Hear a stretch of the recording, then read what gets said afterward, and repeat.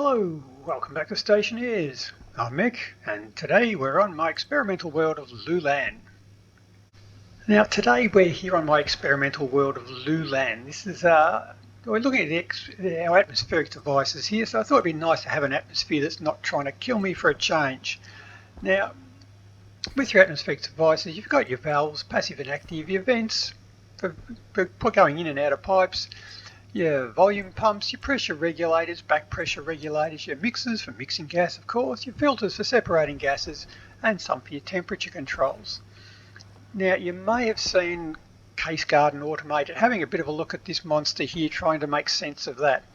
Well, that's got 3 inputs on it there, so I thought for my attempt, let's just make that a bit easier and not do that one. We're going to come back and have a look at these ones here. They've only got 2 inputs on them. That's got to be easier, right? So I thought. Now these ones, well, they don't work the way I thought they would. I'll admit that straight up. So this video's taken me a while to do because I've had to learn a lot to do it. And hopefully I can share some of the stuff I've learned with you. Because outwardly they appear to do what they say on the box. But once you start digging a bit deeper, they are strange. So you end up doing a few experiments which show that you really don't understand it at all. So you do a few more experiments which show they are really weird. So then you get the point there. Yeah, this has been a bit of work, but yeah, hopefully I can show you what I've done and save you all a lot of work. But enough yabbering on, let's get into it. So I suppose first up, what do these things do? Now, your volume pump is a controllable rate pump. So if you want to regulate a system, regulate cold air or temperature going into, ventilate a room, regulate your fuel flows, this is probably your go-to device. It's Elmo's go-to device for regulating pretty much everything. So if you want to get a well-stabilized system, that's an authority you're not going to argue with. Your pressure regulators will push through gas until you reach a set pressure on the output, and then it will just stop. Whereas the back pressure regulators will release pressure until it reaches the set pressure on the input side. So if you want to prevent overpressure, something like this will happen. If you want to inflate something to a certain pressure, something like this will do, but these are fixed rate pumps. You can't change the rate that they work. Well, not directly from a dial, but as I say, it's one of the oddities that comes from it. But we sort of say that's what they do, that's what they say on the packet, but how do they actually work? And what are the flow rates? If I want to just push gas from one place to another, what should I use? Which one will do it the quickest? Which one does it the best? Well, let's do some experiments.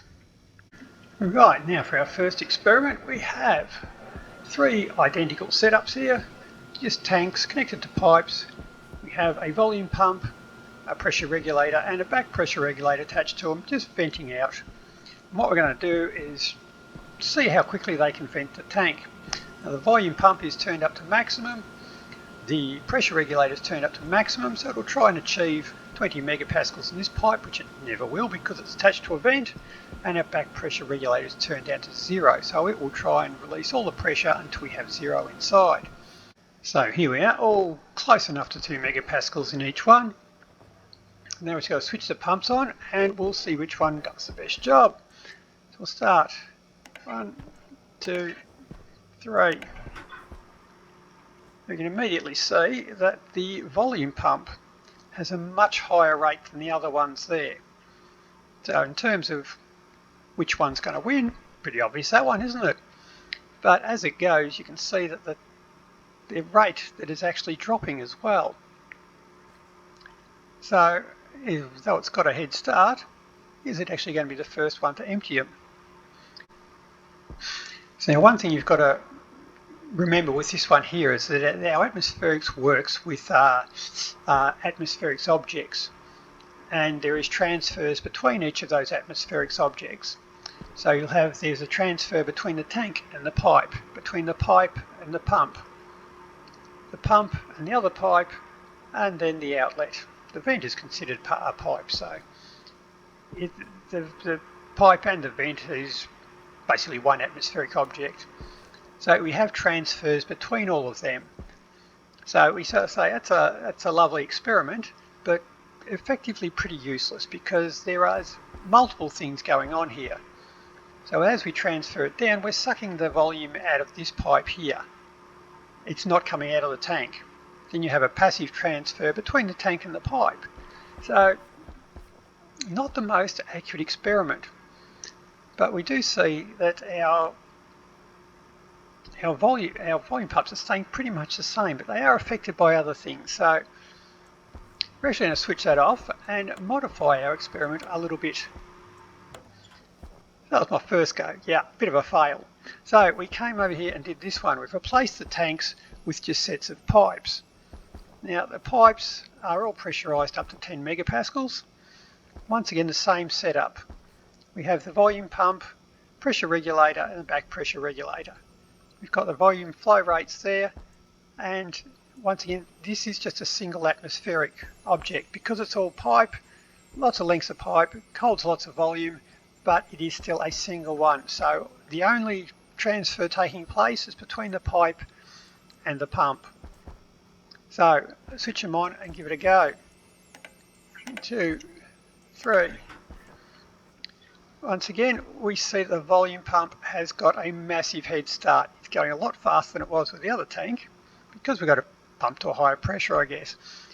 But we'll see now we have our pressure regulator and our back pressure regulator are giving not the same values as they were on the other one. They're giving very different values. But what's more, their values are staying pretty constant. Now this one is changing with pressure, but these two are not. They're holding their values pretty constantly. There we go. Now we can see that as the pressure in the tank in the pipe drops below 90 kilopascals, the volume pump is now no longer the fastest pump there. The back pressure regulator is now giving us the fastest speed, although I don't think it's going to quite catch up that much of a lead. So we can sort of say where there's a high pressure, the volume pump is probably going to give you the highest pressure, highest pump rate. But where you've got low pressures, the back pressure regulator seems to be giving us the highest one there.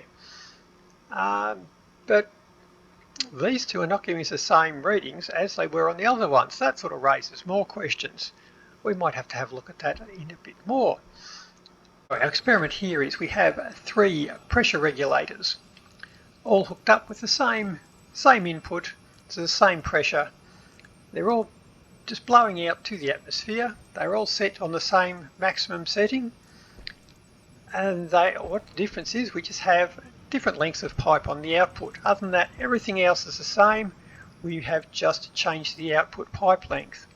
So if these are all different, we know the output pipe length is the only thing different, so it must be causing it. Now this one has, the vent counts as a pipe, so this one has 2 lengths of pipe on the outside. This one has 8, and this one has 80. So we have it pressurized up,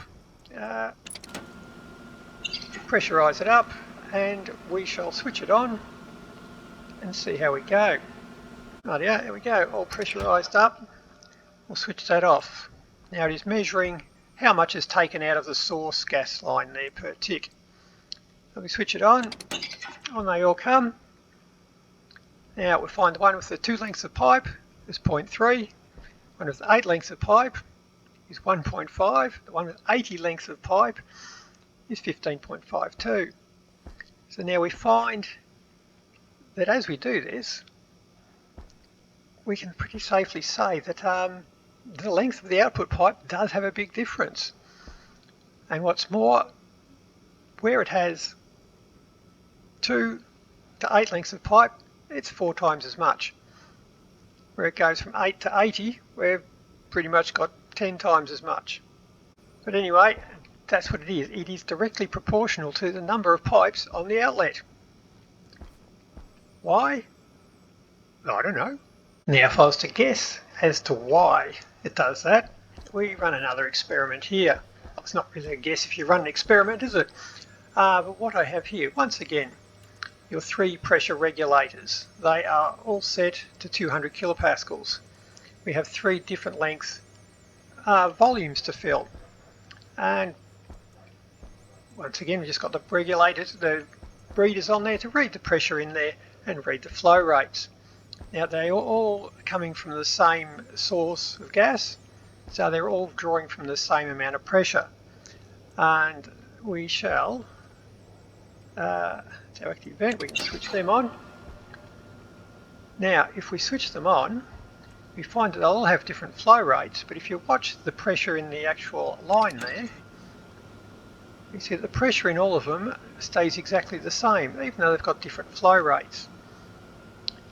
And they should all reach their target pressure at exactly the same time. Boom, done.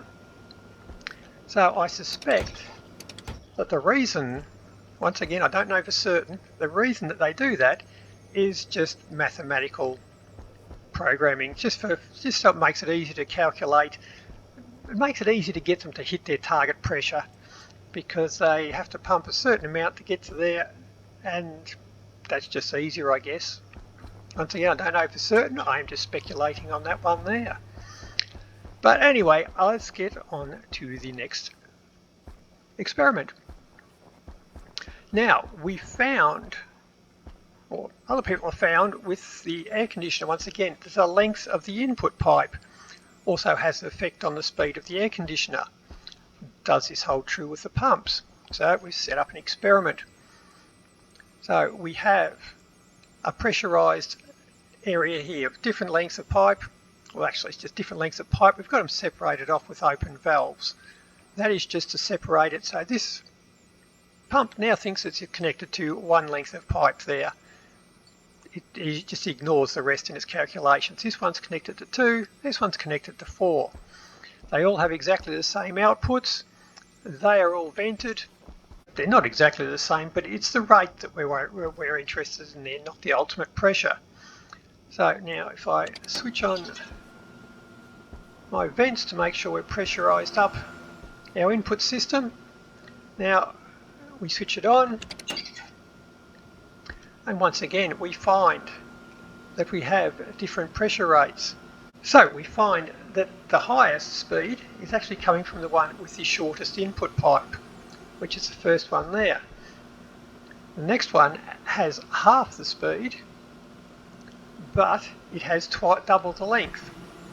And the next one has double the length again, and once again we're halving our speed again. So now this is a considerable speed as to what we were getting on our tank equation here. So to increase the speed, you shorten the input pipe. To increase the speed, you lengthen the output pipe. Switch it off before we explode something. So, interesting, we do have effects from the input and output pipe lengths. Now why does it affect the input pipe length? Well, it should have no effect on the pump, I've got no idea. So this leads us to our next experiment here. We're looking at the input pressure. So now we have 3 different pipes. They are all identical setups. So they've all got the same length of output pipes, the same length of input pipes. They are merely inflated to different pressures. So let's switch that on, get it inflated back up properly. Now we're good to go. Once again we've got 2, 5 and 10. So if we switch on our vents again,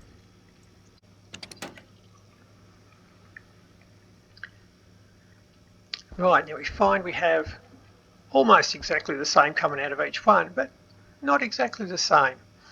We find that the main difference we have on all of these ones here, what we have is actually minus 2.1, minus 2.2 and minus 1. We have a slightly different temperature on them, which affects the density of the gas. But if we see that the pumps are not affected by pressure and density, is that temperature going to be significant? Well, we can run an experiment on that. This is our temperature experiment. So what we're doing with this one is if we clear out our pipes and switch them off, they should be empty. They are indeed empty. Now on our input side we have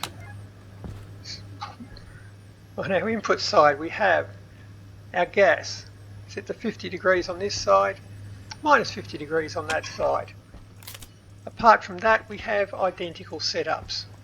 Pumps, same size output, same size input, and that's what we've got. So now this is reading the pressure in the destination, and once again the rate of transfer. So now, don't do that, switch that one. We switch them on, we find we have significantly different rates on them there. But I mean, if temperature is not making a difference, or if the density is not making a difference from the pressure, why is it suddenly making a difference now from the temperature? I thought a bit about that, and I thought if I have a stab at it, and I say, if the temperature times the quantity of gas gives a measure of the energy in the system, how would they compare? Well, I've done that there, and this is how they compare. This is the energy being passed by each pump, and you see that they are both identical. Now, why would an energy equation be used for the pumps? Well, I don't know. It's a peculiarity of it. I would suspect that if this uses the same flow equation as the air conditioner, now the air conditioner operates on energy, maybe they just use the same one for the benefit of the air conditioner. Once again, I don't know on that one. Only the developers could probably tell you that one. So here we are back at our first experiment again. This time we have got back pressure regulators, looking at the effects of the output pipe length. Once again, it's all charged up, ready to go. So switch them on. Now this time we find they are all the same. So for a back pressure regulator, the effects of the output pipe length makes no difference. And once again, we're charged up. We are just looking at the input volume length. Switch it on. We find they all have the same rate, once again, regardless of our input volume length. Now, why is this? I've got no idea. I would have thought that this one, as with the pressure regulator, is trying to regulate the pressure on the pipe on the input side, so I would have expected this one to vary its rate depending on the input pipe length. But there you go, it doesn't. It's the same all the time. Which of course now brings us up to our input pressure. Our other experiments showed us it didn't have any real effect, so probably don't expect it to have any effect this time. It's all ready to go. Switch on our vents. Once again, it's a fixed rate. The input pressure has no effect on it. So, which just leaves us with temperature now, doesn't it? Now for temperature, once again we have our plus 50, minus 50 degree gases, both the same gas compositions. Switch them on. We do have a difference. Once again, our energy calculations are the same. So length of our output pipe and input pipe make no difference. The pressure makes no difference, but the temperature still does. So we're still running an energy-based flow rate. Right here, our volume pumps, we're all up to 10 megapascals. They're all set to the same settings. Once again, same input, different output lengths. Is there a difference? Switch it on, try again, switch it on, and we find we have got pretty much the same in each one of them. Once again, it drops as the pressure goes down. So I think we can say that there is not much of a difference between what we get from the input or from the output pipe length. Volume pumps are, I guess as they say, based on volume. Right, so let's have a look at our input pipe length.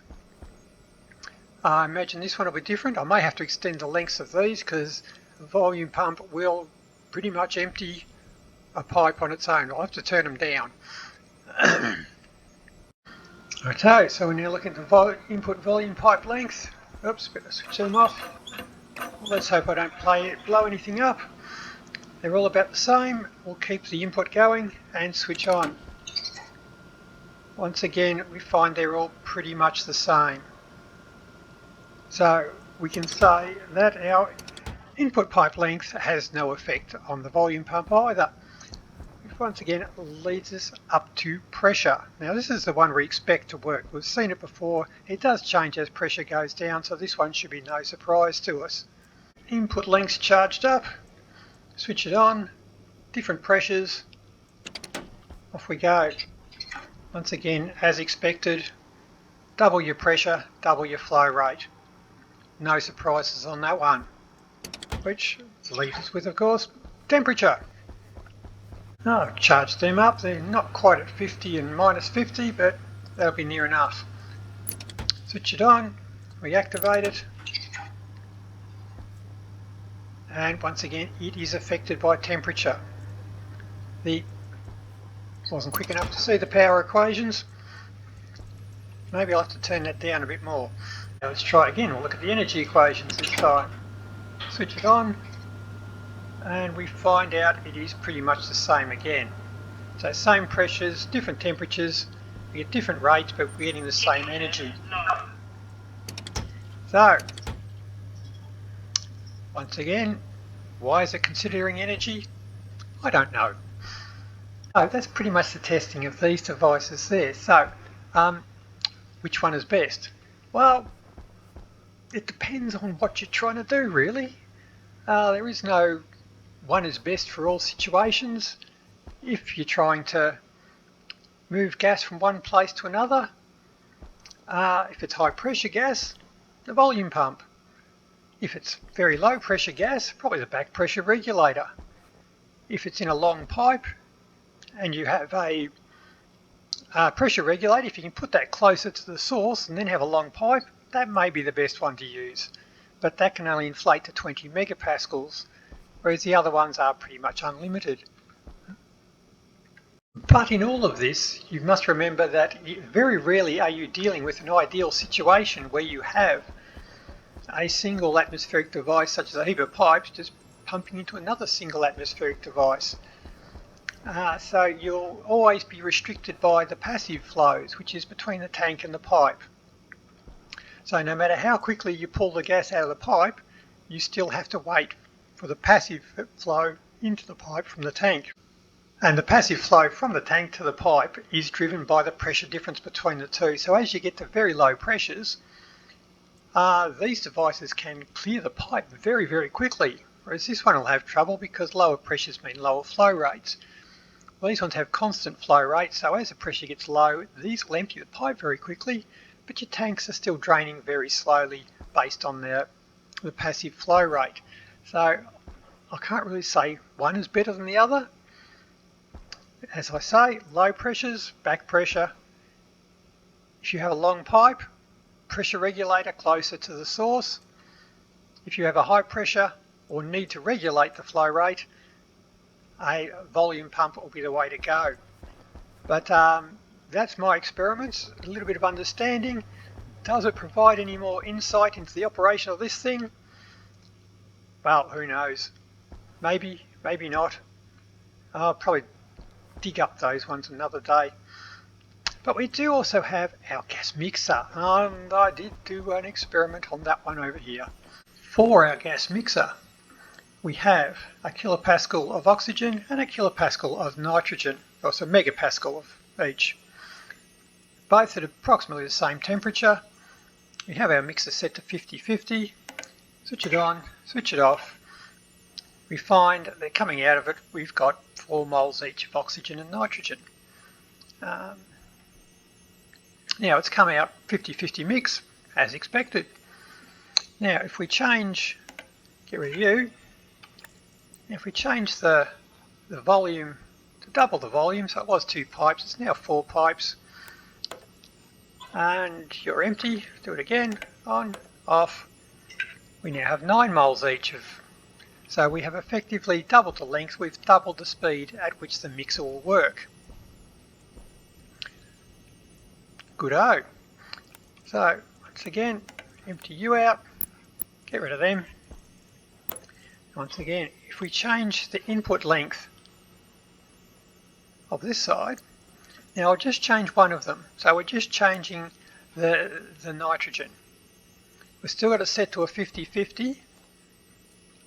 The effect of that one will be on off. We're still getting 4 moles each. So the length of the input pipes is not affecting the output. How if we change the other one as well? So now they're both the same length. On, off. I didn't purge that. Let's you back down to 0. Right. On, off. Yep, not long enough. 4 mole each. So the length of the input pipe makes no difference. The length of the output pipe does speed it up, which the length of the input pipe's a good one because you'd be ruining your mix there. Now let's try pressure. Right, so now if we put it up to 2 megapascals, leave that one at 1. So will the effect of the pressure have any difference on what we're doing here? So empty you out again. Good. Right, 2 megapascals, 1 megapascal, similar temperatures. On off, we've still got the right mix. So it's still a 50-50 mix, still the same quantity. Now I haven't got any temperature controls up here, but once again, if you change the temperature of one of the gases, it does make a difference. So your 50-50 mix will no longer be a 50-50 mix if the gases aren't the same temperature. So if you want to ensure that your mix is going across pretty good, you can put one of these things in between your two pipes to make sure that they stay at the same temperature. And that way your mix will be good. That's your input gas mixer. It's very similar to the other ones there in their operation. Some are affected by input pipe length, some are affected by output pipe length, some are affected by pressure. They are all affected by temperature. So just be wary of that one. But yeah, that's my experiments. That's what I've been doing for way too long. So do with that what you may. I hope it has clarified some things, because you get people sort of saying, oh, you should have used this pump, you should have used this pump, but nobody really says why. So after that little investigation, hopefully that has sorted out when the situations are right for the right type of pump. Anyway, that's about all I've got for today. So till next time, happy building. See ya. So our last chance, can we vary the rate of this one here? Once again, we are awesome timing. Thank you very much. Here's an interesting one. What if I use a computer in a storm?